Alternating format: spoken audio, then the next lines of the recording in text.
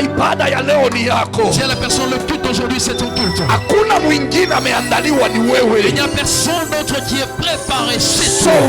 when it is yours, Alors si ça t'appartient, take the full responsibility donc prends toute la responsabilité to honor this service, d'honorer ce service. to believe that the Lord will visit me, Crois que le Seigneur va te visiter. the Lord will deliver Le me. Seigneur te délivrera. There is a special appointment with my God. Il y a une onction spéciale sur ma vie. You are the only one to be honored today. Tu es la seule qui doit être honorée aujourd'hui. So that's take over. Alors prends possession. Hallelujah. Amen. Hallelujah. Amen. Ibada ikiwa yako, Lorsque le culte t'appartient, uifanye iwe yako. fais de ce culte s'il Ukisema le tient. ni mimi Mungu anatembelea Et c'est leo, moi que Dieu visite aujourd'hui. ni mimi Mungu ataonekania C'est leo. moi que Dieu va visiter aujourd'hui. Wakati wa ibada Le temps du culte, ndo wakati ule unafaa kujipendelea, c'est le temps où tu dois être fier de toi. useme hii neno isinipite, Tu dis que cette parole ne me passera pas. hii neno ni yetu. Cette parole, c'est à nous. Katika nyumba ya Dans la Bwana maison de l'Éternel. lazima ijulikane ya kwamba nilikuja na nimebarikiwa na Mungu. Il sera connu que tu es venu et tu as été visité par Dieu. Hallelujah. Amen. Are you ready? Es-tu prêt? Aha, vile tu umesimama nitaomba watusomee. Tel que tu es debout, on va nous lire. Tutasoma kitabu cha Matthew Nous allons lire dans le livre de Matthieu. 21 Matthieu chapitre 21, verse 1 to 9. versets 1 à 9. Matthew 21 verse 1 to 9. Tasoma kwa jina la Yesu Kristo. Amen. Yesu na wanafunzi wake walipokaribia Yerusalemu na kufika Belfage katika mlima wa Mzeituni, aliwatuma wanafunzi wake wawili akawaambia, nendeni hadi kijiji kilicho mbele yenu na mtamkuta punda amefungwa na mtoto wake. Wafungueni mkawalete kwangu. Kama mtu akiwauliza sababu, mwambieni, Bwana anawahitaji, naye atawaachieni mara. Jambo hili lilifanyika ili yale yaliyosemwa na nabii yatimie. Uambieni mji wa Sayuni, tazama, mfalme wako anakuja, ni mpole na amepanda punda, mwanapunda, mtoto wa punda. Hivyo wale wanafunzi walikwenda wakafanya kama Yesu alivyowaagiza. Wakamleta yule punda na mtoto wake, wakatandika nguo zao juu yao, na Yesu akaketi juu yake. Umati mkubwa wa watu wakatandaza nguo zao barabarani, na watu wengine wakakata matawi ya miti wakayatandaza barabarani. Makundi ya watu waliomtangulia na wale waliomfuata wakapaza sauti, sifa kwa mwana wa Daudi, abarikiwe huyo ajaye kwa jina la Bwana, sifa kwa Mungu juu. Amen. Amen. Asante sana. Merci. Tusomee basi na wewe kwa Kifaransa. On va également lire en français. Matthieu chapitre 21, le verset 1er jusqu'au verset 9. Nous lisons au nom de Jésus. Amen. Lorsqu'ils s'approchèrent de Jérusalem et qu'ils furent arrivés à Bethphagée, vers la montagne des Oliviers, Jésus envoya 2 disciples en leur disant, allez au village qui est devant vous. Vous trouverez aussitôt une ânesse attachée et un âneau avec elle. Détachez-le et amène-le-moi. Si quelqu'un vous dit quelque chose, vous répondrez, le Seigneur en a besoin. Et à l'instant, il les laissera aller. Or, ceci arriva afin que s'accomplisse ce qui avait été annoncé par le prophète.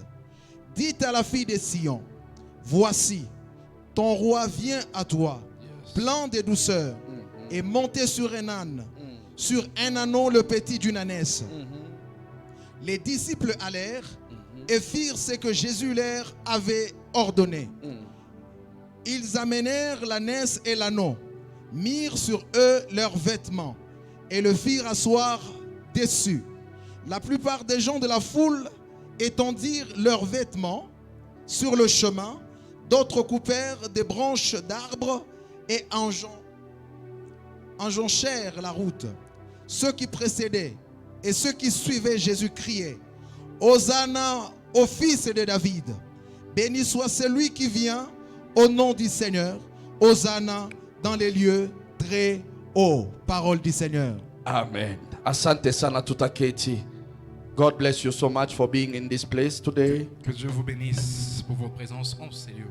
I want you to give you your ears. J'aimerais que vous puissiez me donner vos oreilles.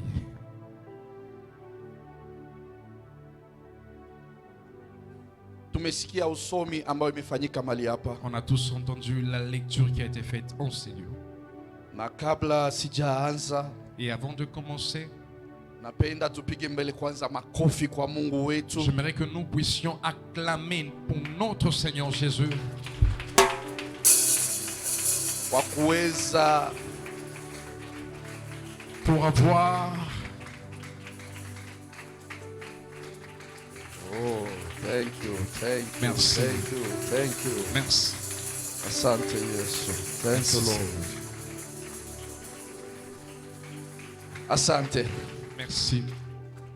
Hiyo makofi tunapika ya kwanza kwa sababu Mungu ametuongeza Les mains que nous venons d'acclamer pour la première fois, c'est parce que Dieu nous a ajoutés. kwa kutupea kijana katika kanisa. Il vient de nous donner un fils dans notre église. So sister yetu Notre sœur, Nana Sister Nana, aliweza kujifungua mtoto wa elle kiume s'est couchée d'un bébé garçon katikati ya wiki. pendant la semaine. Ndio maana tunamshukuru Mungu kwa C'est kumwezesha. pourquoi nous bénissons notre Seigneur pour l'avoir fait grâce. Alléluia. Amen.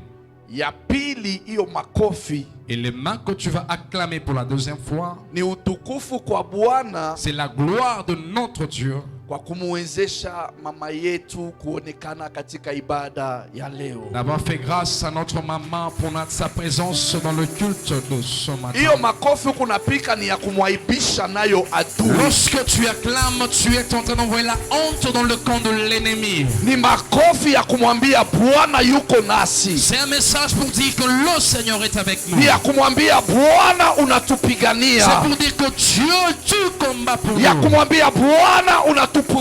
Tu dis Dieu, tu nous Ni protèges. ya kumwambia Bwana Tu unatujua. dis Dieu, tu nous connais. Kwa umbali huu imegharimu mkono Seigneur, wako. jusqu'ici, cela ne dépendait que de ta main. Alléluia. Amen. Yes, kwa sababu adui ni mwerevu.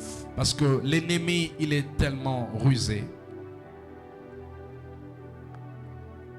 Ukimuona ameketi Si tu vois notre maman assise, kwa sababu ni mama wa nguvu. c'est parce que juste elle est forte. Alléluia. Amen. Since Thursday Depuis le jeudi, amekuwa amesumbuliwa sana elle se sent très mal na pressure inapanda tu hivi yenyewe et la tension monte de soi kwa viwango ambavyo hauwezi ukaelewa, à des niveaux que tu ne peux pas comprendre. na kwa wengine tayari vile viwango ni stroke inaingia. Et pour d'autres, ce niveau-là, c'est déjà plus grave. Wengine D'autres, hata kupozwa mkono na mguu hapo hapo. même rester peut-être infirme, la main, le pied, ça arrive. Wengine wanaweza kupata hata heart attack hapo, D'autres peuvent même avoir un problème cardiaque ambayo haikubali dawa, qui n'a pas besoin de médicaments. haitaji kutulia, Ça ne veut pas se calmer, but mkono wa Mungu bado ulikuwa juu yake. mais la main de Dieu était sur elle. Haleluya. Amen. Nilimwambia Bwana, J'avais dit à Dieu, hata kama nikae nikose kwenda kazi, même si je peux rester sans pour autant aller au travail, ili niweze kumshughulikia, afin que je puisse prendre soin d'elle. but ule atamshughulikia zaidi ni wewe Mungu. Mais la personne qui prendra plus soin d'elle, c'est toi, Dieu. Haleluya. Amen. We believe in a God Nous croyons en un Dieu who is able to secure. qui est capable de sécuriser. Nikamwambia asubuhi, baki tu utulie. Le matin, je lui avais dit, reste à la maison, Akasema repose-toi. hapana, acha Et puis, niende tu kwa non, non, kanisa. je dois aller à l'église. Haleluya. Amen. Sasa wewe na mimi mara ngapi tukiwa wagonjwa tunabaki vitandani? Alors, toi et moi, combien de fois lorsque nous sommes malades, on reste à Because la she maison? knows Parce qu'elle connaît ya kwamba uponyaji wangu utatoka que kanisani. sa guérison viendra de l'église. Kwa sababu hiyo sio ya kawaida. Cela n'est pas normal. Ni adui anajaribu kuniweka chini. C'est l'ennemi qui veut me mettre à terre. Kwa sababu anajua kazi ambayo ninakuwa Parce nayo. qu'il connaît ce que je fais comme travail. Hallelujah. Amen. That's why today I'm coming with a message. C'est pourquoi aujourd'hui je viens avec un message. Kukuambia ya kwamba kufunguliwa kwa ajili ya kazi. De dire la délivrance pour l'œuvre de Dieu. Kufunguliwa kwa ajili ya kazi. Être libéré pour servir. Tunasoma kitabu cha Mathayo. Nous avons lu dans le livre de Matthieu. Biblia inatuambia ya kwamba Yesu alikuwa na mitume wake. La Bible nous dit que Dieu avait ses disciples. Walikaribia mji wa Bethfage. Et lorsqu'il s'approchait de la ville de Bethsaida, Maandiko inasema ya kwamba Yesu akaamuru. la Bible dit que Jésus avait donné l'ordre. Anaambia mitume wawili. Il a dit à deux de ses disciples. Akawaambia enendeni katika kijiji kiko mbele yenu. Il leur a dit allez dans la ville qui est en face de vous. Hiki kijiji ambacho kinawakabili. La ville qui est devant vous. Mutakuta punda na mwana punda. Vous allez trouver l'âne et un ânon. Ambao wamefungiwa. Ils sont liés. Muwafungue. Déliez-les. Na muwalete kwangu. Amenez-les vers moi. Mukiulizwa swali Et si yoyote. on vous posait une question, Mutajibu ya kwamba Bwana anamuhitaji. vous allez dire que l'Éternel en a besoin. Haleluya. Amen. Bwana anafanya nini? Le Seigneur en a besoin. Anamuhitaji. Kwa hii scripture unasikia wanasema kuna punda na mwana punda. Ici on nous parle de l'âne et de l'ânon. Si ndio? C'est ça.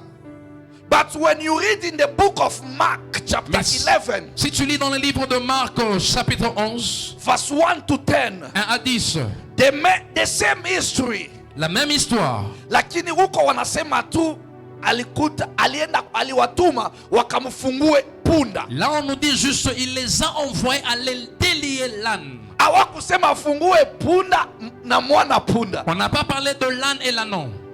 Haleluya. Amen. Ya muhimu tushike alifungua nani? C'est que nous devons saisir qu'il a délié qui? L'âne. Sasa kwa sababu tunatumia hiki kitabu cha Matthew, Alors parce que nous avons utilisé ce livre de I Matthieu, want us to understand about the donkey and the colt. j'aimerais que nous puissions comprendre sur l'âne et l'ânon. Haleluya. Amen. Hawa wawili Yesu anaruhusu wafunguliwe Les deux dieux donnent l'ordre qu'ils soient déliés ili waweze kufanya kazi. afin de servir. Ni kumaanisha mali walifungiwa Cela veut dire que là où ils étaient liés, hawako wanafanya kazi. ils ne pouvaient pas rendre un service. So mtu ambaye anafungiwa Alors une personne qui est ni liée, kumaanisha ya kwamba iko katika mipaka, cela veut dire il est dans des limites. iko katika hali ambayo hawezi kujiamulia mwenyewe. Il est dans un état où il ne peut pas décider de soi. Ni mtu ambaye iko katika uongozaji, C'est une personne qui est guidée ou dirigée par d'autres personnes. anatawaliwa na mtu ambaye anamuongoza, Il est dominé par la personne qui le dirige. anafanyiwa majukumu, anafanyiana majukumu Il travaille ou il sert une autre personne. kwa sababu anaitwa kufanya hiyo kazi. Parce qu'il est appelé à ce service. Sasa hawa wana wa punda na mama yake Alors l'ânon et sa maman, wanafungiwa sehemu. ils sont liés quelque part. Yesu anawahitaji wamuhudumie, Jésus a besoin d'eux qu'ils viennent pour le servir. na hapo katikati unasikia inasemekana Et là au milieu on nous dit ceci, haya yote yalifanyika hapo que tout ceci était fait là ili yatimize misemo ya nabii afin que les paroles du prophète s'accomplissent. ambaye waliambia Sayuni, On avait dit à Sion, usilie ne pleure pas, kwa sababu Bwana wako anakuja, parce que ton Dieu vient. Mungu wako anakuja, Ton Dieu vient. ambaye amepanda juu ya punda, Celui qui est monté sur un âne. yule ambaye anapanda juu ya mwana punda. Celui qui est monté sur un ânon. No, I don't know if Jesus Alors je ne sais pas si Jésus alipanda kwa punda ama kwa mwana punda, était monté sur l'âne ou l'ânon. ama alipanda kwa wote Ou wawili. s'il est monté, il était monté sur les deux. Tanisaidia hapo aje, Vous allez m'aider. kwa sababu Sayuni anamwambia, Parce que Sion est en train de dire, wanamwambia daughter of Zion, il dit, fille de Sion, see your king vois ton roi. comes to you, Gentile, Il vient vers toi. and riding on a donkey, Il est monté sur un âne on a colt, et sur un ânon, the fall of the donkey. le petit d'une ânesse. Amepanda juu ya punda, Il est monté sur l'âne. amepanda juu ya mwana wa Il est punda. monté sur l'ânon. Biblia nasema wa mitume walienda, La Bible dit que les disciples étaient allés. walienda wakapata vile Yesu aliwaambia, Ils avaient trouvé tel que Jésus leur avait dit. wakafungua. Ils ont délié. Walipofungua Et quand ils avaient délié, waliwauliza, kwa nini mnafanya hivyo? on leur avait posé la question, pourquoi faites-vous cela? Wakajibu ya kwamba Bwana anamhitaji. Ils ont répondu que le Seigneur en a besoin. Sikiliza nikwambie mpendwa, Écoute que je te dise, bien-aimé, mtu ambaye anafungiwa mahali, la personne qui est liée quelque part, ule ambaye anajua kwenye la anafungiwa, personne qui connaît où il est lié, huyo ndo anajua identity yake. c'est cette personne qui connaît son identité. Yule mtu ambaye amefichwa kwa gereza, La personne qui est cachée en prison, yule anamuweka kwa gereza eko na the full knowledge ya identity yake. la personne qui l'a placé en prison, il a toute la connaissance sur son identité. Wanaweza kututangazia ya kwamba kuna watu wengi On gerezani, peut nous dire qu'il y a des gens en prison, lakini sisi hatuna uwezo ya kujua ni wakina nani. mais on n'a pas le pouvoir de connaître qui sont ces personnes Lakini emprisonnées. ukienda kule gerezani watakupea list ya wafungwa Mais wote, là en prison, on te donnera la liste de tous ceux qui sont emprisonnés. kwa sababu waliweko na majina, wako recorded. Parce qu'ils ont de noms, ils sont enregistrés. Haleluya. Amen. Sasa kwa sababu hawa wapunda wamefungwa, Alors parce que l'âne et l'ânon étaient liés, ni nani aliwafunga? qui les avait liés? The owner, si C'est ndio? le propriétaire. Mwenye mpunda ndo alifunga punda zake, C'est le propriétaire qui avait lié son âne et son ânon. na anajua hawa ni wangu. Et il le savait qu'ils m'appartiennent. Lakini hapa tunasikia Yesu na yeye anasema, Mais si on entend Jésus est en train de dire, wende munifungulie punda na mwana punda. allez délier moi l'âne et l'ânon. So someone standing elsewhere Donc quelqu'un est debout quelque part. anajua pia identity ya yule ambaye amefungiwa. Il connaît l'identité de la personne qui est liée. Alijuaje ya kwamba kuna mtu amefungiwa? Comment est-ce qu'il savait qu'il y a une personne enfermée quelque part? Kumbe alijua ya kwamba yule ambaye amefungwa huko, Donc il savait que la personne qui est emprisonnée là, kule si mahali anastahili kuwa. là ce n'est pas l'endroit où il mérite d'être. Afai kuwa kule, anafaa kuwa kwangu, Il ne doit pas être là, il doit être ici où je suis. kwa sababu yule anamfunga Parce que la personne qui le lie, ni adui wa maisha yake, c'est l'ennemi de sa ni vie. yule ambaye ajui kumtumia vizuri. C'est celui qui ne connaît pas comment l'utiliser. Ndio maana Yesu alimuitisha. C'est pourquoi Jésus avait fait appel à l'âne. Sijui maisha ya nani imefungiwa mahali, Je ne connais pas la vie de qui est enfermé quelque but the part. only one who knows the value Mais la personne qui connaît la valeur, ni yule anakuhitaji. c'est celui qui a besoin de Yule toi. anakuhitaji ni Yesu Kristo. Celui qui a besoin de toi, c'est Jésus. That is the leader that you need to follow. C'est le seul leader que tu dois suivre. Hapa unaona kuna leaders wawili, Là, on voit il y a deux guides. wote wanashughulikia punda amefungwa. Ils se préoccupent tous de l'âne qui est lié. Lakini acha Mais nikwambie, laisse-moi te dire, when you have a leader, lorsque tu as un guide ou un leader, ukiwa chini ya kiongozi fulani, si tu es sous la directive de la personne qui te dirige, kitu ya kwanza lafa utambue la première des choses, tu dois reconnaître baraka iko kwa huyo kiongozi. la bénédiction qui est sur la personne. Haleluya. Amen. Ukijua baraka ambayo iko chini ya huyo kiongozi, Si tu connais ou tu reconnais la bénédiction qui est sur ce guide ou ce leader, so lazima utakuwa na uhakika ya kwamba nita benefit. alors tu auras cette assurance que je veux bénéficier. Haleluya. Amen. Kitu ya pili, La deuxième des choses, lazima uelewe principles katika leadership ya huyo kiongozi wako. tu dois comprendre, connaître les principes dans le leadership de ton guide. Amen. Amen. Tuanze na ya kwanza. Nous allons commencer par le premier. Baraka ambayo iko chini ya kiongozi. La bénédiction qui est sous ton maître. Kwa sababu Yesu anasema muniletee mwana punda Parce que Jésus a dit, amenez-moi l'âne et l'ânon, ili wanifanyie kazi. afin qu'ils viennent me servir. So kila mtu hapa eko na ID yake, si Donc, ndio? tous tels que nous sommes là, nous avons nos identités. Kwa hiyo ID ni vitu gani vinaleta heshima ya hiyo ID? Et sur ta pièce d'identité, qu'est-ce qui donne la valeur de la pièce Kitu d'identité? ya kwanza, La première des choses, hein? Image ya nani? l'image. L'image de qui? Yako we mwenyewe. C'est ton image à toi propriété. Ya pili, La deuxième, jina. le nom. Ya tatu, Troisième, hein? Sema tu kuna vitu vingi kwa ID. ID number. le numéro de la pièce, Ingine, inchi. le pays, Date of birth. l'année de naissance, Aha. Place of birth. le lieu de naissance Na nini ingine? et quoi d'autre? Mahali umetoka. Tes origines, Fingerprint na signature. l'empreinte et la signature. Na nini ingine? Kwa watu wengine pia wanaongezea paka na date of expiry. D'autres, on ajoute même la date d'expiration. Kwa passport yako hakuna. Sur ton passeport, il n'y a pas. Si ID. Passport si ID. Le passeport n'est pas une pièce d'identité. Sina kusaidia inawakilisha nchi yako. C'est la pièce So d'identité yote parce unaweza qu'elle te kuitumia représente. kama ID. Donc, tu peux Ndio. utiliser ça comme pièce d'identité.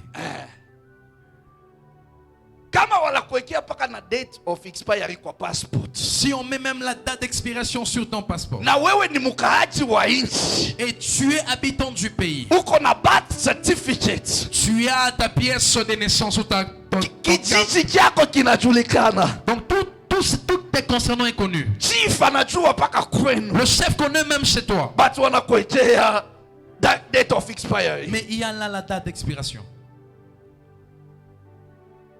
Umefungiwa mali. Donc tu es lié quelque part. Because as soon as ina expire, Parce que lorsqu'elle expire, you can't move. tu ne peux pas bouger. You can't travel. Tu ne peux pas You voyager. need to renew. Tu dois Hallelujah. renouveler. Amen. Ndio mpaka ambayo unawekewa. Donc ce sont là les limites que l'on place. Sasa katika maisha yetu Alors dans nos vies ya kiroho na ya kimwili, spirituelles et physiques, ni nini inaweka limit kwa maisha yetu? qu'est-ce qui place des limites dans nos Kwa vies? sababu Yesu anatuhitaji. Parce que Jésus a besoin de nous. Anakuhitaji wewe na mimi Il a besoin de toi et moi ili tuweze kumfanyia kazi, afin que nous puissions le lakini servir. maisha yetu imefungwa mahali. Mais nos vies sont liées quelque So part. we recognize that Jesus needs us. Alors nous devons reconnaître que Jésus a besoin de nous. This is the leader that we need to follow C'est le maître que nous devons suivre. so that we can benefit Alors nous allons la bénéficier na baraka yote ambayo alionayo. de toute la bénédiction qu'il porte. I believe because he has all the blessing I need. Je crois parce qu'il a toutes les bénédictions dont j'ai besoin. Hebu tusome first in Colossians chapter 1 On peut le lire dans Colossiens chapitre 1, verse 16. 16.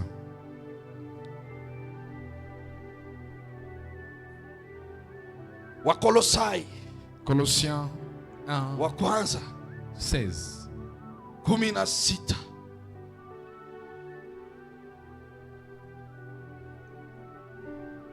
Haujampata Kolosai? Niko hapa. Colossiens Colossians 1, 16. 1 verse 16.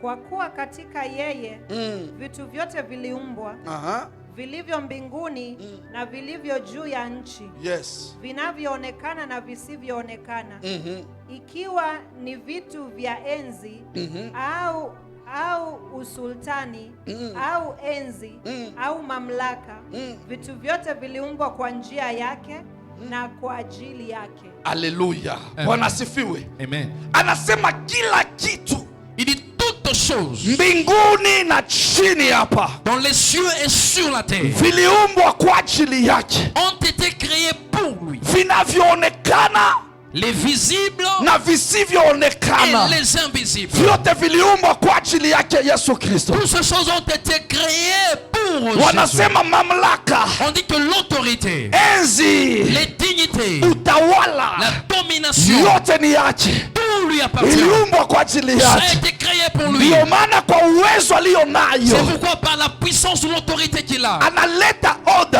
il a donné You l'ordre disciples, que tous les disciples, go in that village. allez-y dans ce village, Lose that donkey. libérez cet âne, Deliver that donkey. libérez déliez l'âne, Because I need it. parce que j'en ai Ah, besoin. mchana ya leo naongea na maisha Cet ya mtu. après-midi, je parle à la vie d'une personne. Kokote kule Tu walifunga. en as lié ta vie. Nijue identity ama nisijue ya Que je area. connaisse l'identité ou non. Nijue location ama Que pana. je connaisse la location Natangaza ou non. mchana wa leo malaika aje kufungua maisha J'annonce yako. cet après-midi que l'ange vient délivrer ta vie. Malaika aje kufungua maisha yako wewe ambaye Que unaamini leo. l'ange commence à délivrer ta vie, toi qui crois. Kokote walifunga kazi yako. Tourne en lié ton travail. Kokote walifunga biashara yako. Tourne en lié tes Kokote affaires. walifunga ndoa yako. Tourne en lié ton Kokote mariage. walifunga huduma.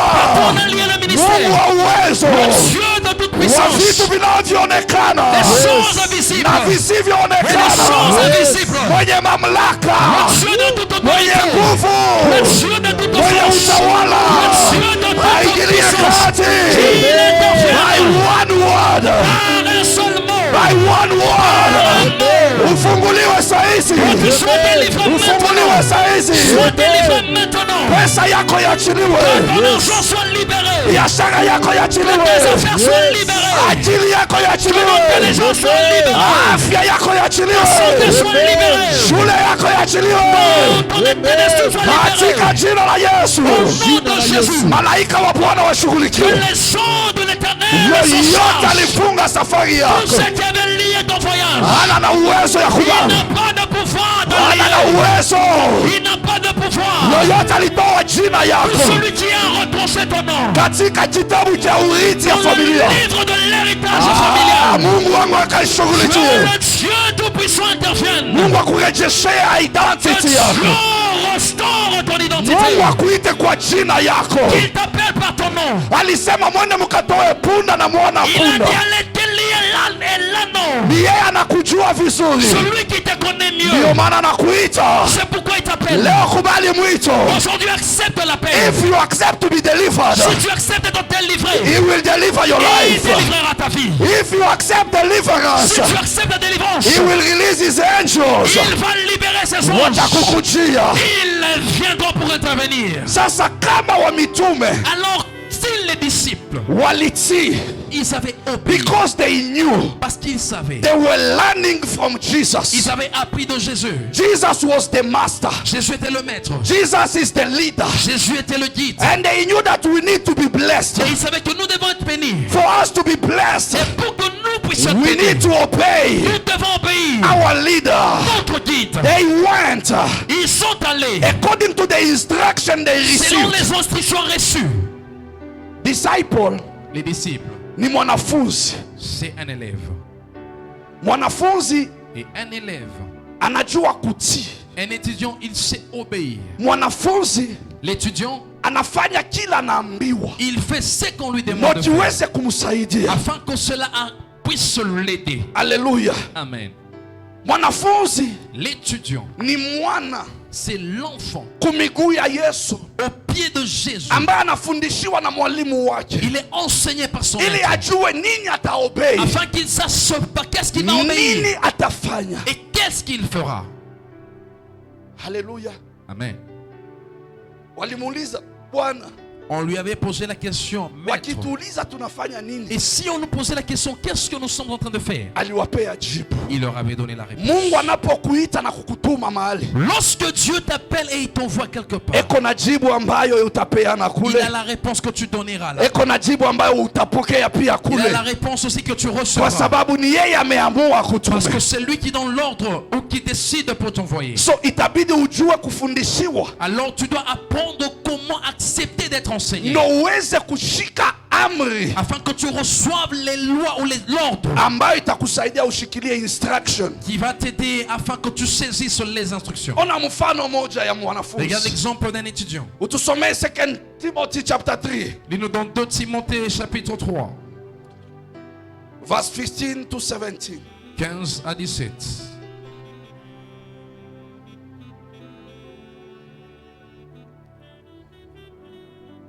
na ya kuwa tangu utoto umeyajua maandiko matakatifu ambayo yaweza kukuhekimisha hata upate wokovu kwa imani iliyo katika Kristo Yesu. Kila andiko lenye pumzi ya Mungu lafaa kwa mafundisho na kwa kuwaonya watu makosa yao na kwa kuwaongoza na kwa kuwabadilisha katika haki, ili mtu wa Mungu awe kamili, amekamilishwa apate kutenda kila tendo jema. Amen. Haleluya. Amen. Huyu ni mtume Paul. Ça c'est l'apôtre Paul. Ambaye eko na kijana wake Timothy. Il a son fils Timothée. Anamwambia wewe Timothy. Il lui dit Timothée mon fils. Unajua. Tu connais. Kwa sababu ulianza kujifundisha. Parce que tu as commencé à apprendre. Na unahakikishiwa. Et on t'a rassuré. Na mafunzo kwa sababu unajua ni kwa nani ulifundishiwa. Les écritures, les enseignements, parce que tu sais de qui tu as appris ces choses. Na haya mafunzo yanakuhekimisha. Et ces enseignements t'aident dans la sagesse. Ili upate okovu katika imani ndani ya Kristo. Afin que tu reçoives le rachat dans la foi de Jésus. So mtu ambaye alimfunza Timothy. Alors la personne qui avait appris à Timothée. Alimwambia hii neno ninayokufundisha. Il lui avait dit que la parole que je t'enseigne. Itakusaidia upokee okovu. Ça va t'aider à recevoir le salut. Kwa sababu imani utaiweka kwa yale mafunzo ninakupea. Parce que la foi tu vas la placer dans les enseignements que je te donne. Ili uweze kumakinika. Afin que tu sois ferme. Every time that Jesus will come to you. Et chaque fois que Jésus aura besoin de toi. You will understand that this is Jesus who is calling me to serve him. Tu vas comprendre c'est Jésus qui m'appelle pour le servir. But if you don't have the teaching or the knowledge. Mais si tu n'as pas l'enseignement ou la connaissance. You cannot be able to understand when Jesus is calling you. Tu ne seras pas capable de comprendre que c'est Jésus qui t'appelle. How many times Jesus anakuita? Combien de fois est-ce que Jésus t'a appelé? Lakini haujaelewa. Tu n'as pas encore compris. Lakini kwa ule anaelewa. La personne qui comprend. Anasema utapata salvation. Il dit que tu recevras le punda na mwana punda. L'âne et l'agneau. Walipata salvation. Ils avaient reçu le salut. Kupitia msaada wa Yesu Kristo. Par l'aide de Jésus-Christ. Msaada iliwafikia. L'aide était arrivée au kwa sababu wanafunzi walielewa kusema kwa Mungu. Parce que les disciples avaient compris les paroles de Dieu. Je mara ngapi haujajua kutambua lugha ya Mungu? Combien de fois tu n'as pas encore compris comment déchiffrer le langage divin? Njia anatumia kukueleza haujawahi kushika hata leo. Les voies qu'il utilise pour t'enseigner tu n'as pas encore saisi jusqu'aujourd'hui. Because hapa tunataka tu ni kwanza upokee baraka ambayo iko chini ya yule kiongozi. Parce que ici nous voulons que tu reçoives la bénédiction qui est sous le pied de ton maître. Hauwezi ukaipokea kama hujamuelewa. Tu ne peux pas recevoir si tu ne l'as pas encore compris. Alléluia. Amen. Rudi hapo chapter verse 10. Verset 10. The same book of 2 Timothy. De Timothée. 10 to 11.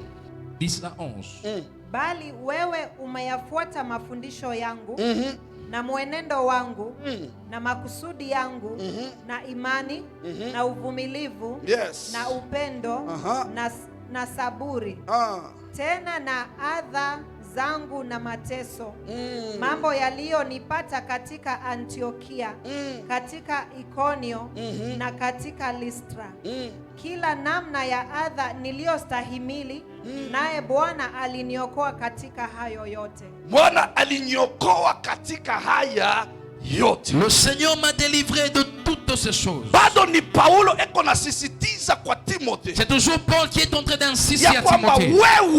Que toi, akusema nyinyi. Il n'a pas dit que vous. Wewe Timothée. Toi Timothée. Unajua. Tu connais. Yote kuhusu mafunzo yangu. Tout sur mes enseignements.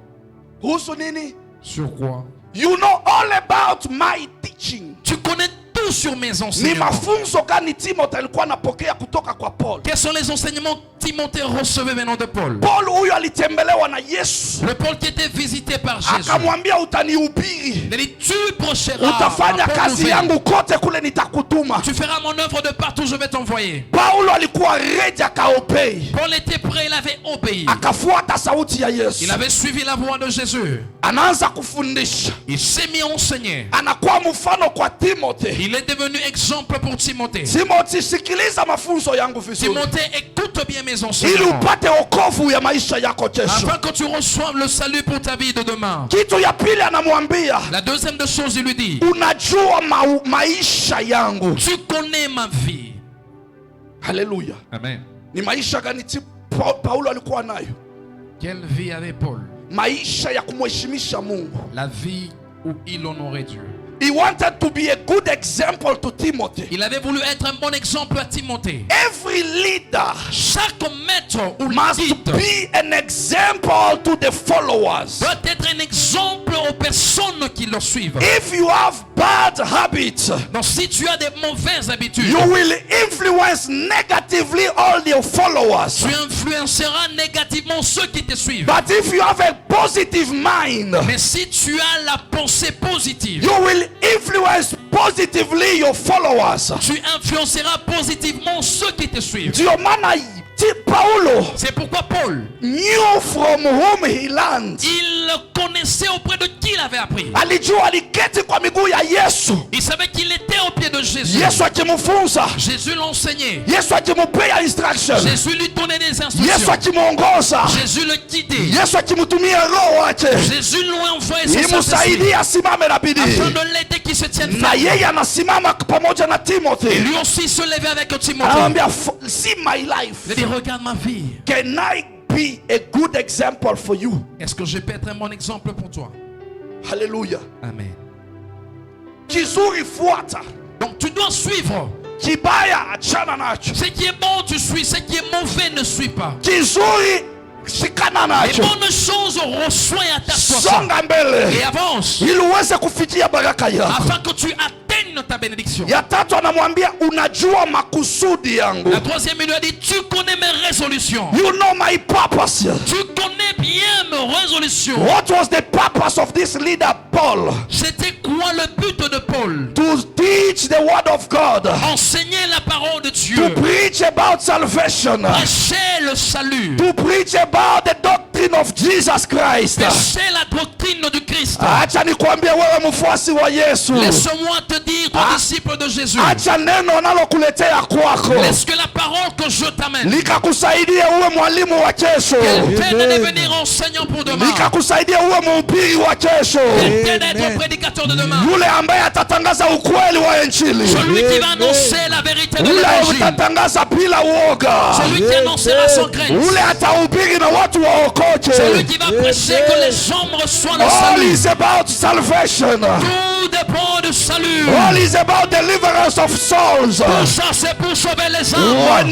Punda na punda wanafunguliwa. L'âne et l'anneau étaient délivrés. Kuna mtu ambaye Yesu anaweza kupanda juu yake leo. Il y a une personne, Dieu peut monter sur lui aujourd'hui. Kuna mtu ambaye Yesu anaweza kumtumia hii generation. Il y a une personne que Dieu peut l'utiliser dans cette génération. Kuna yule anaweza kukubali kunyenyekea akaliwe na Yesu. Il y a une personne qui peut accepter de se rabaisser que Jésus Huyu s'assied ni mtu sur lui. ambaye atapokea baraka. C'est cette personne qui recevra la For you bénédiction. to receive the blessing from above, Pour recevoir la bénédiction d'en you haut, need to humble yourself to tu dois Jesus. t'abandonner à Jésus. You need to humble yourself to the word of Tu dois God. te rabaisser à la parole divine. You need to humble yourself to your Tu leader. dois te rabaisser à ton maître. Only Timothy Comme Timothée, could understand and receive the blessing from Paul, il a reçu la bénédiction venant de Paul par la compréhension. because Paul took the time to prepare him. Paul avait pris le temps pour le préparer. Anamwambia, you know, hata mateso yote Il lui nimeyapitia, a dit même les souffrances par lesquelles je suis passé. all the persecution, La persécution que tu as vue. anasema niliovercome, Il dit j'ai vaincu. na zaidi ya yote Bwana aliniokoa. Et par-dessus tout le Seigneur m'a Acha sauvé. nikwambie, mapito yote unaipitia Laisse-moi te dire tout c'est par quoi tu es en train de because passer. of the name of Jesus, À cause du nom de Jésus. because of the word of God. À cause de la parole de Dieu. Acha nikwambie, hautakufa, Laisse-moi te dire que tu ne mourras pas. hautaanguka, Tu ne tomberas pas. hauta backslide. Tu ne vas pas You rétrograder. are a citizen of the kingdom of Tu es un God. citoyen du royaume de Dieu. Acha Mungu akuprotect, Dieu te protège. acha Mungu Que akuokoe, Dieu te délivre. acha Mungu Que akufungue Dieu délivre ta vie. kamba yote ya bizazi Tous les liens familiales ya kukurudisha katika qui ulevi, te retournent dans le l'ivrognerie. tunaikata katika jina la Yesu. Nous Jina la coupons cela Yesu au nom de Kristo. Jésus. Sufuria yote ya kujiza La casserole du monde des ténèbres ya kutuma maisha yako kwa usherati, qui envoie ta vie dans l'impudicité. tunaipasula na kuivunja Prison Jina la et nous Yesu écrasons katika cela. jina la Yesu Au nom de Kristo. Jésus. Gauni yote ya aibu Toute robe de honte. walivisha maisha yako On a vêtu ta fille. ili usiweze kujulikana. Afin que tu ne sois Leo pas connu. tunakutoa hayo katika jina la Aujourd'hui, Yesu. nous l'enlevons au nom de Jésus. Upofu wote waliweka kwa macho Tout Yes.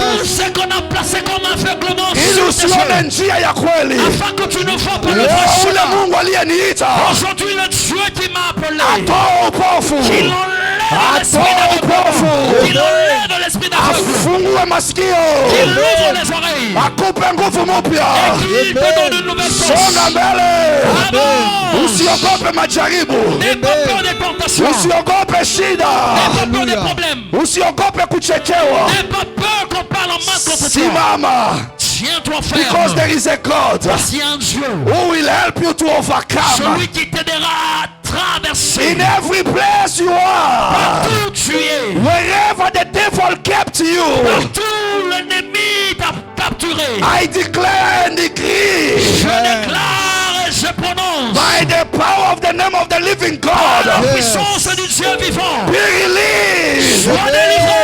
be untied, Sois délivré. be loosed Sois libéré.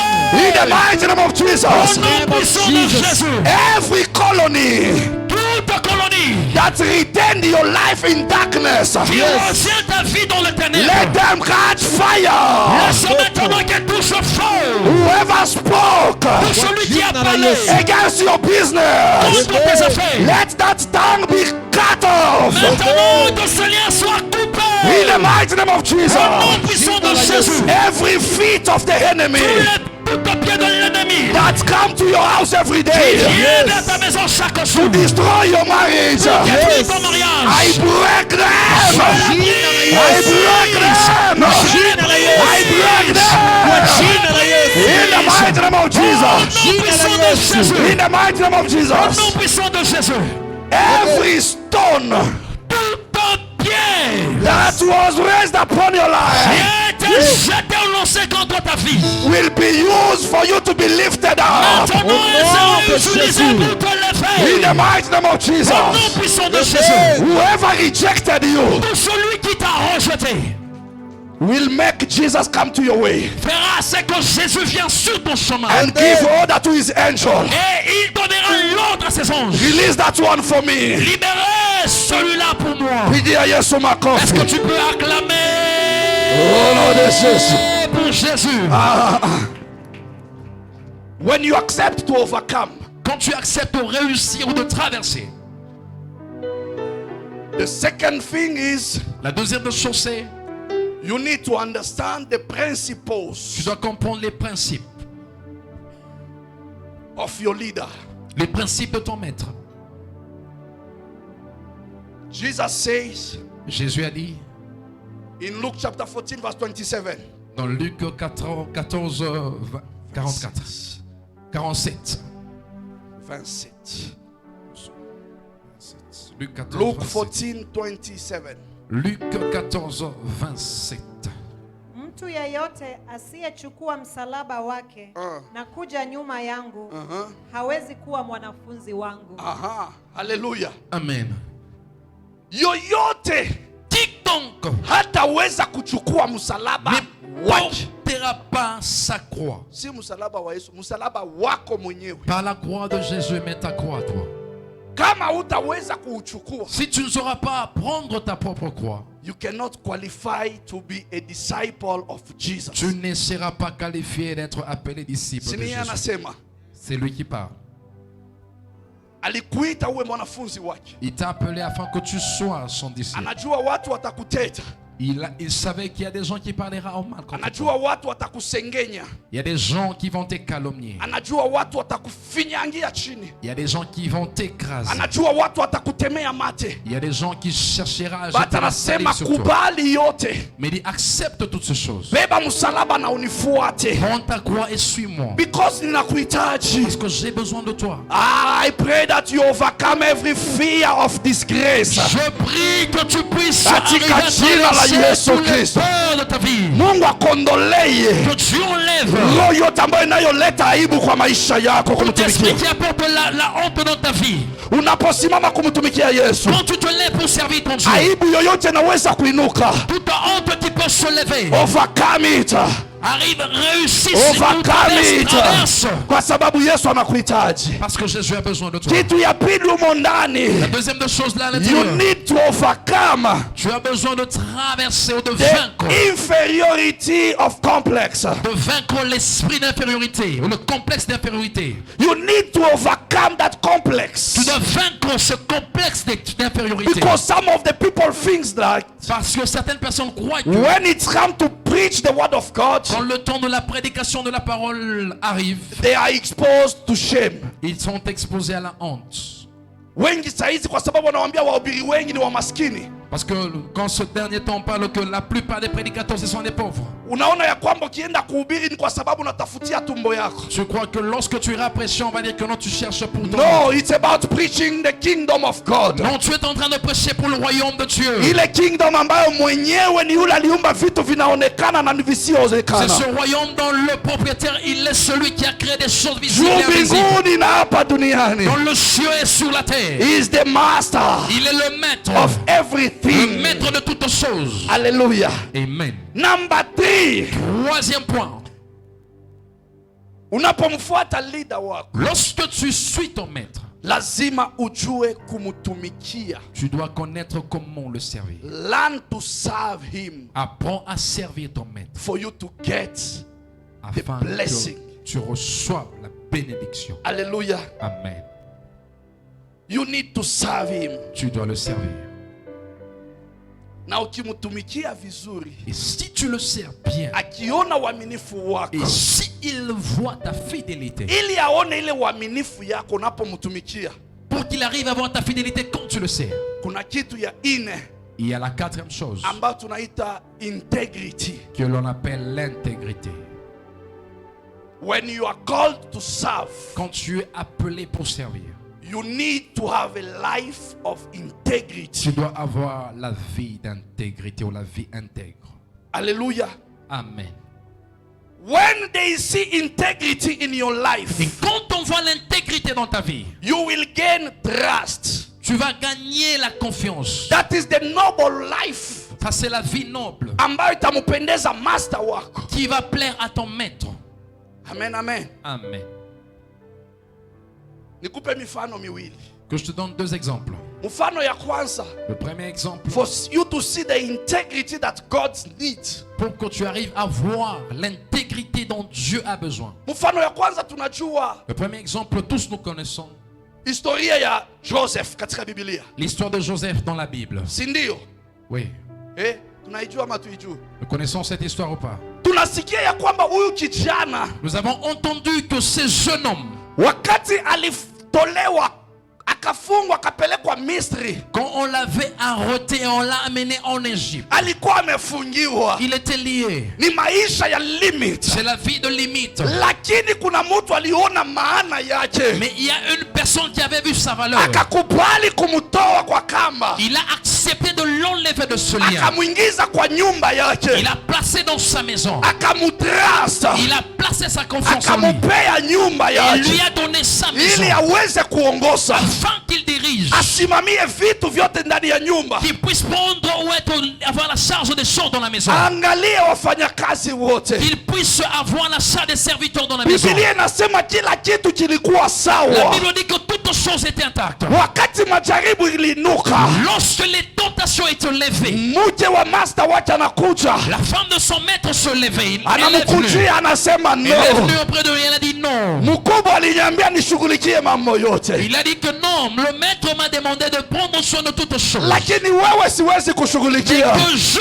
ne touche pas You à toi. don't belong to Tu me. ne m'appartiens pas. Nachunga imani yangu. Je garde ma foi. Nachunga heshima yangu. Je garde mon honneur. Nachunga uaminifu wangu. Je garde ma fidélité. Nachunga uhakika wangu. Je garde mon Kwa assurance. sababu ninajua ya kwamba Parce que je connais sitamani kumkosea mkubwa wangu. que je ne veux pas faire du mal à mon maître. Alikataa. Il a refusé. Alikataa. Il a refusé. Because he knew what he needed. Parce qu'il le connaissait ce dont Alikuwa il avait besoin. amejua je kubaki mwaminifu kwa Il Mungu. savait comment rester fidèle à Dieu. Leo hii, Aujourd'hui, how many young men combien de jeunes gens, ambao maisha yao inapotea, leur vie est détruite.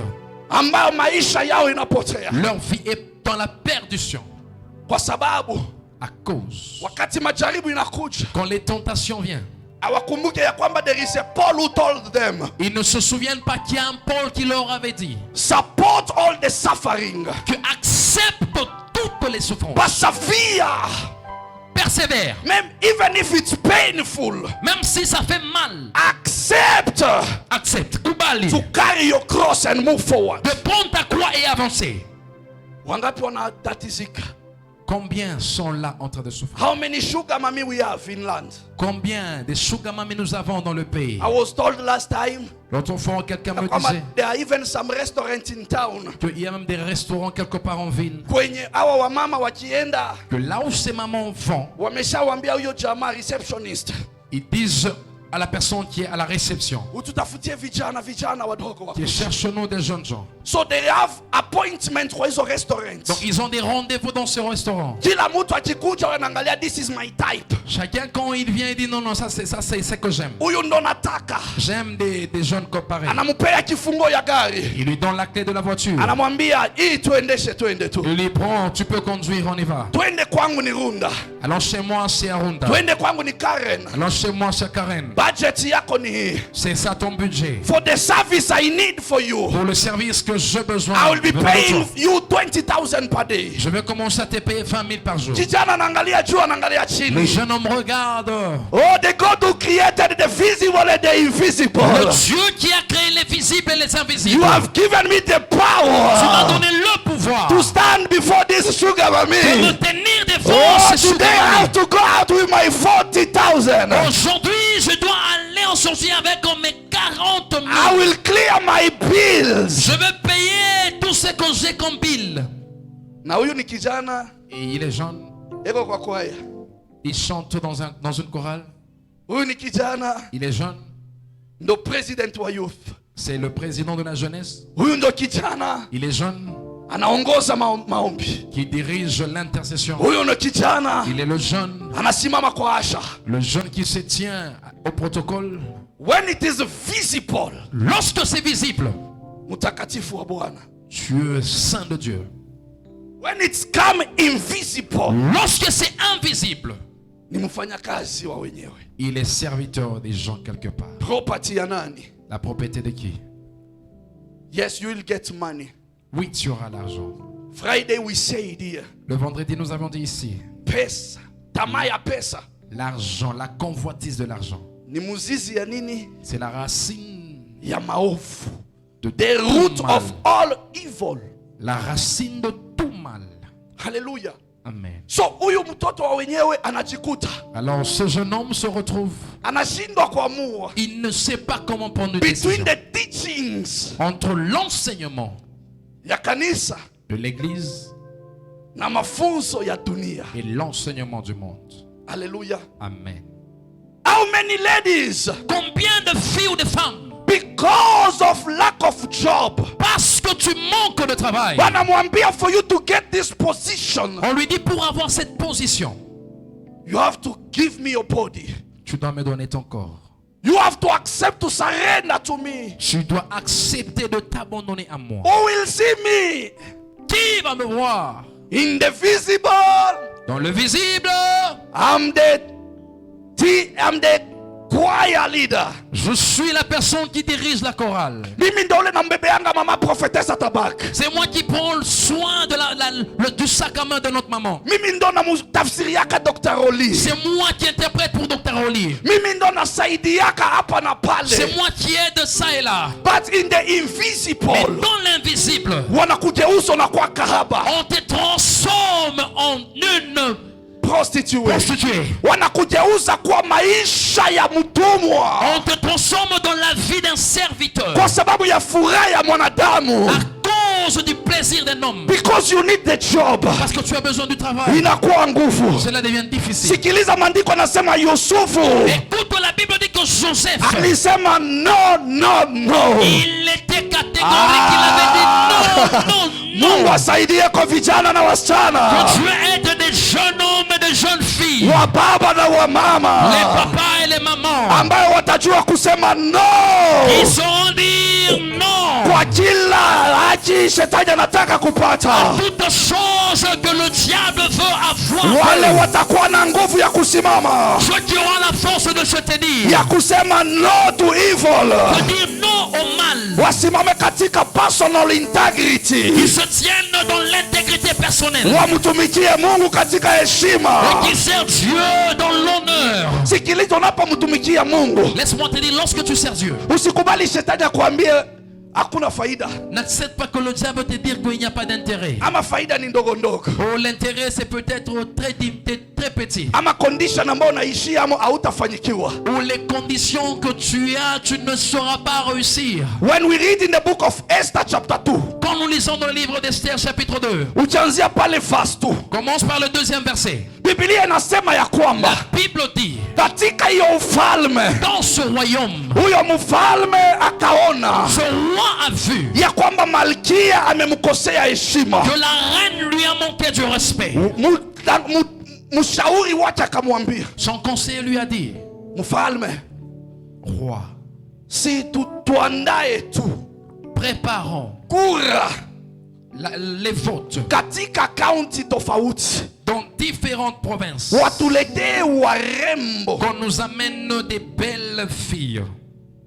Soma kwanza. Esther chapter 2 verse 2. Yes. Baada ya hayo, hasira yake mfalme Asuero ilipotulia, alimkumbuka Vashti na vile alivyotenda na yale aliyoamriwa juu yake. Yes. Basi watumishi wa mfalme waliomhudumia walimwambia mfalme na atafutiwe mabikira vijana wazuri, naye mfalme aweke wasimamizi katika majimbo yote. Sikiliza kwanza, simamia hapo. Écoute, tu peux t'arrêter. Wamutafutie Qu'on lui cherche mabikira des filles vierges, wazuri. belles, Mabikira des filles vierges wazuri. et belles. When you read hii story tumesoma ya mwana punda ama ya Quand tu lis punda. l'histoire que nous venons de lire de l'âne ou de Ukisoma l'ânon, ile ya Mark chapter 11 si tu lis dans Marc 11, kuanzia 1 to 10, de 1 à 10, utasikia pale katikati kuna mali wameandika tu entendras quelque part, il est écrit ya kwamba aliwatuma mitume wakafungue qu'il avait envoyé les disciples aller délier punda ambaye hajawahi tumiwa na mtu, l'âne qui n'a jamais été utilisé par qui que ce soit. hajawahi pandwa na mtu yoyote. Personne n'est déjà monté sur lui. Kwa nini wanaleta hiyo qualification? Pourquoi on donne ces qualifications? Kwa sababu iko na maana. Parce que ça signifie quelque chose. Hallelujah. Amen. That's why the king hapa wanamwambia tukulete mabikira. C'est pourquoi ici on dit au roi que l'on t'apporte des vierges. You know, sometimes in life, Vous savez, deux fois dans la vie, kama unajikuta katika maisha ya heshima, quand tu te retrouves dans une vie d'honneur, unajua wakubwa wengi tu sais, la plupart des autorités, kama anachelewa kuoa, si il l'épousait en retard, sasa eko katika mamlaka, mais non, il est dans l'autorité. wakimwambia inabidi uoe at least Si on lui dit que maintenant, s'il te plaît, tu dois quand même épouser. wanakuanga na difficulty ya kuoperate choice. Ils ont une difficulté d'opérer ou de faire le choix. Wanajua wanaweza ona wanawake wengi, Ils savent qu'ils peuvent voir beaucoup de filles, lakini anazaangukia mwanamke mrembo, mais ils peuvent tomber sur une très belle fille. lakini past ya huyu msichana Mais le passé de la fille ni mbaya. n'est pas bon. Amejulikana Elle est connue. utawala yote, Elle est connue partout à Utawala. akimbeba kama mche, Et s'il prend la fille comme femme, mtandao inaanza. déjà sur les réseaux sociaux, Na hapo ndo utajua ya kwamba kuna mtu anakupiganga tu picha kila saa ukiwa na yeye. et là tu sauras qu'il y a une personne qui te prend des photos chaque fois quand tu es avec lui. Eko na save mahali. Il est en train d'enregistrer quelque The part. day you will say I leave you, Le jour où tu diras que je te quitte, nimepata mtu wa maisha j'ai yangu, trouvé une personne de ma vie. that is the day anaanza kupost na Là, c'est kuandika. le jour où il va commencer à envoyer et écrire. Mwanamke wa ovyo Quel genre de fille? ananiacha nakimbilia pesa, Elle m'a laissé pour l'argent. ili ujue alikuwa wangu. Pour que tu saches qu'elle était la mienne. Regarde cette photo. Ujione na ucomment. Regarde et fais un commentaire. TikTok inaibeba. TikTok directement. This video has gone viral. Donc le vidéo va partout.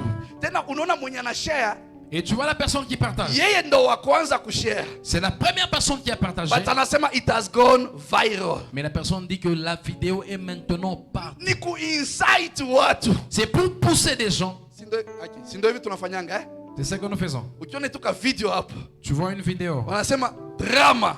Et tu vois, il y a un problème ici. Kitu ya kwanza ni nini? Hautaki hata bundle iishe. Tu ne veux même pas que tu puisses finir tes... Unaanza kufinya hapo uone. Tu veux toujours cliquer pour voir. Uone. Voir. Sasa I like those who post. Mais j'aime ceux qui Anakuambia big drama. Ceux qui publient, ils écrivent là un grand problème. Sasa una click, Et si tu cliquais, inaanza kuplay.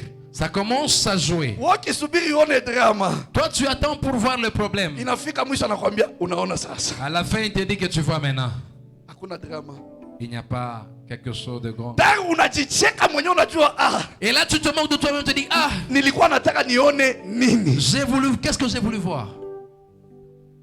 Sasa huyo mkubwa anaweza kuwa na hiyo uoga ya kuoa. Maintenant, ce grand ici peut avoir la peur d'épouser. Anatafuta msichana ule ambaye Il cherche une fille, celle eko na reputation. qui a une bonne réputation. Ule mwanamke ambaye ajulikane kwa maestate yote. Cette fille qui n'est pas connue dans des estates. Ule mwanamke ambaye ajaona mambo mubaya kitangazwa mtandaoni juu yake. Cette fille qui n'est pas mal, qui n'a pas une mauvaise réputation dans les réseaux sociaux. Ndio huyu watenda kumubeba. C'est celle-là qu'il ira chercher. Ndio maana usishangae Ne t'étonne pas unapata tu mume mzuri mchumba, de trouver un bon mari, lakini le anasema fiancé, il te dit, acha nikatafute ushago. ah, je vais chercher au village. Kule ngoko hakuna story mbaya mbaya. Là-bas, il n'y a pas des histoires là un peu bizarres. Kuna ule msichana wa baba Kariuki. Il y a la jeune fille là de l'enfant de Papa Karaoke. Huyo heshima yake inakuanga tu sawa. Elle au moins, elle a le Sasa respect. wewe uko town unaachwa. Maintenant, toi qui es en ville, on te laisse. Kwa sababu anasema since aende tao Parce qu'il dit que depuis que je suis arrivé en ville, anakuwa famous. elle est tellement devenue connue partout. Koinange yote wanamjua. Toute l'avenue Koinang, elle est connue. Ni Taita Road. Taveta Road. Taveta, Wanamjua. elle est connue. River Road. Riva Road, elle est connue. Na ingine ni nini? Kirinyaga Road. Kirinyaga Road, Tomboya Street. Tomboya, Aiselasi. Asilasi, Ronald Ngala. Ronald Ngala, Haujaacha mali na wapi kwingine? Parkland Road. Parkland Road, Fifth Avenue. Kilimani Road. Kilimani. Ingine ni mutaye majina. Si mnajua. C'était des noms. Vous connaissez ces lieux? Koinange. Street.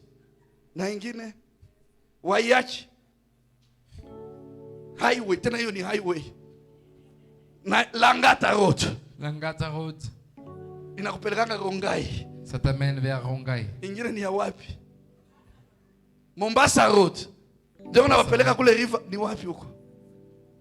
Nilisikia kuna mahali huko tena kuna nyama sijui ya kondoo kama nini, mbuzi yote wanakula huko. Na Thika Road. Haleluya. Thika Road. Mbona mchataa Savannah Road? Si kuna wengine hapa, si mbali hapa. Ici. Oh, lakini Esther. Mais Esther, Biblia inasema la Bible nous dit, wakati walichagua wasichana, quand on avait fait le choix des filles, wakawapeleka, on les a présentées. yeye alikuwa mtoto ambaye baba na mama wamefariki. Elle était orpheline. Amelelewa na uncle. C'est l'oncle qui prenait soin d'elle. Biblia inasema mjomba yake akamwambia, La Bible dit que l'oncle lui a dit, when you go there, quand tu seras là, don't disclose your identity. ne donne pas ton identité. Akaficha, Elle a caché. akapata neema. Elle avait reçu la grâce. Yule mkubwa waliweka wa kuangalia wasichana. Le grand qu'on avait placé qui était en train de regarder ou de faire des choix sur les filles. Biblia inasema huyo jamaa La Bible dit que ce monsieur, akaangalia akapendezwa na Esther. il a regardé, il dit Esther avait plu à la personne. Akamfurahia Esther. Il avait vu Esther, elle était jolie. Ndio hivyo wamesema. C'est ce que la Bible nous dit. Soma. Tu peux nous lire. Soma hapo verse 7. Naye alikuwa amemlea Hadasa, yani Esther, binti wa mjomba wake, kwa kuwa hana baba wala mama. Naye msichana huyu alikuwa wa umbo mzuri na uso mwema. Simamia hapo. Alikuwa wa Là, on a dit quoi? Elle était wa uso mzuri belle de figure. na nini? Umbo mzuri, uso mwema. Na uso mwema na umbo mzuri. Belle de Hallelujah. figure et belle de taille. I like in English wanasema she was lovely in form On a dit qu'elle était belle de figure and features. et de taille. Hallelujah. Amen. Si ni Biblia, ni mimi. C'est la Bible, est-ce que c'est moi? Women of high distinction, hey? Muko hapo. Vous êtes là. Walisema the physical aspect On avait dit que l'aspect physique of a woman. d'une femme. Mwambie kwanza aliye pembeni yako ulikosa. Dis à la personne qui est à tes côtés, tu as raté. Mwalimu alikuwa anasema hivi tu. L'enseignant était en train de Ni parler. Biblia na musifia si mimi. C'est la Bible qui est en train de glorifier. Alikuwa cette kwa femme. uso mwema Elle était belle de figure na umbo wake. et belle de taille. Huyo jamaa akamwangalia. Le monsieur lui a regardé. Ah, huyu ni Esther. Il dit, là c'est Esther. Soma verse 9. Verset 9. Yule mwanawali akampendeza, Mwana wali. Aha. akampokea fadhili kwake. Naye akampa upesi vifaa vya utakaso, pamoja na posho zake, Aha. na vijakazi 7 walio haki yake. Aha, simamia kwanza hapo. Tu peux t'arrêter là. Huyo msimamizi La personne qui était là, akafurahia kumuona il était pris. Esther n'avait plus. kwa sababu tu ya ule urembo. À cause seulement de la beauté physique. But huyu mtu Mais la personne, walikuwa ni wale watu c'était ces gens-là. katika kila kingdom Dans chaque royaume, wanawaweka wamfanyie kazi mfalme. ils sont placés pour travailler pour le roi. Sasa walikuwa wanawafunga uzao. Mais non, ils n'avaient pas la possibilité d'accoucher. Haleluya. Amen. Walikuwa wanawafunga uzao hawa wanaume. Ces hommes-là n'avaient pas la possibilité. What we call vasectomy. On appelle ça vasectomie. Kwa nini walikuwa wanawafunga uzao? Pourquoi est-ce qu'on faisait ce vaccin-là de vasectomie? So that they will become impotent. Afin qu'ils soient Impuissant. impuissants. hawawezi kufanya lolote hata ukimwachia msichana. Ils ne peuvent rien faire même si tu leur laissais une fille. So mfalme alikuwa na uoga Donc le roi avait la peur ya kwamba nikiacha malkia wangu que si je laisse la reine, hawa jamaa wananifanyia kazi wasije wakanitendea maovu. ces gens ici qui travaillent pour moi, qu'ils ne puissent pas faire quelque chose de mal Ndio contre maana moi. katika kingdom walikuwa wanaofanya hivi. C'est pourquoi dans le royaume, on les rendait impuissants. Sasa hiyo ni akili ya mwanadamu. Là maintenant, c'est l'intelligence d'un homme. Sasa imagine wewe ni kaka Maintenant, imagine tu es un frère katika kanisa hii, ici à l'église. tukuachie wasichana wetu wote hapa, On te laisse toutes nos sœurs ici. tuseme we brother Karis, On dit que toi, frère Caris, we ndo utalea hawa wasichana wote, c'est toi qui vas élever les filles ici. weko 30. Elles sont à 30. So uangalie vizuri, Alors prends soin de ces filles. uwasaidie. Aide ces filles. After 1 month Après